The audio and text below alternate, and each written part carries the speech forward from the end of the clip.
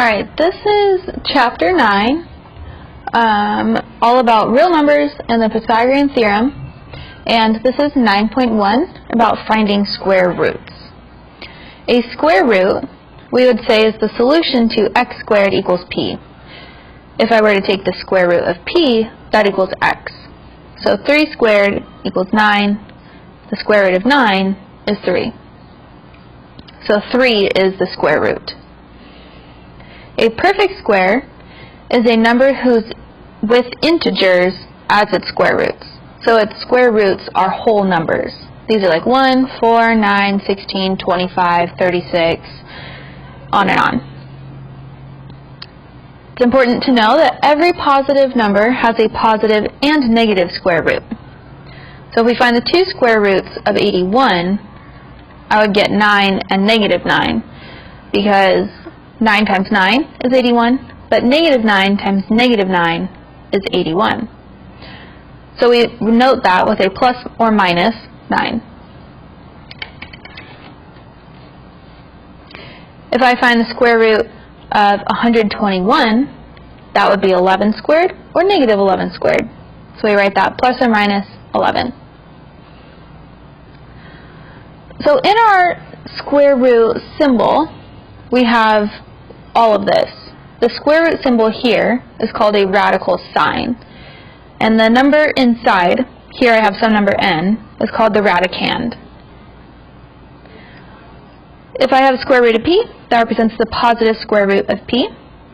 Negative square root p means the negative square root of p. And if I have a plus or minus in front, that means both square roots of p. So let's find the square roots. Square root of 16 is 4. That's because 4 squared equals 16. Negative square root of 36 is negative 6. Because negative 6 times negative, 6 times 6 is 36. And then we have the negative in front. Now here I have the positive or negative square root of 49, and that would be plus or minus 7. So we write it this way instead of having to write out 7 or negative 7. If we have fractions as the radicand, which means fractions inside the radical, we are going to find the square root of the numerator and the square root of the denominator.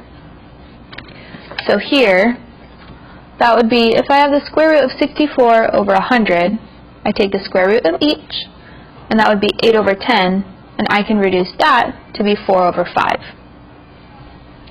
If I have the square root of 49 over 144, square root the top, square root the bottom, and you get 7 over 12. Then you reduce your fractions as much as possible. Once you get down to prime numbers, you can't square root anymore, or if they do not have any factors in common, you can't reduce anymore. So now if I have the square root of 6.25, that's going to be 2.5. Because if I have 2.5 times 2.5 and multiply that out, you get 6.25. So all of these, they might take a little bit of guess and check of multiplying to figure out what it is. If you have a calculator, you could use a calculator, but you will not always be allowed to use a calculator, so you have to know how to do it by hand. So let's evaluate the expression. If I have 3 times the square root of 25 plus 6, that would be 3 times 5 plus 6, which is 15 plus 6, so I get 21. If I have 1/3 plus the square root of 36 over 9, that's 1/3 plus the square root of 36 over the square root of 9, my answer will end up being 7 over 3. For the square root of 121 plus 3 times 2, we're still following order of operations. So the square root falls into the part of the exponents. You'll see in a couple sections later that we can rewrite this square root as an exponent, so it fits under the e in PEMDAS. So I have 11 plus 3 times 2, which is 11 plus 6, because multiplication is done before addition, so my answer is 17.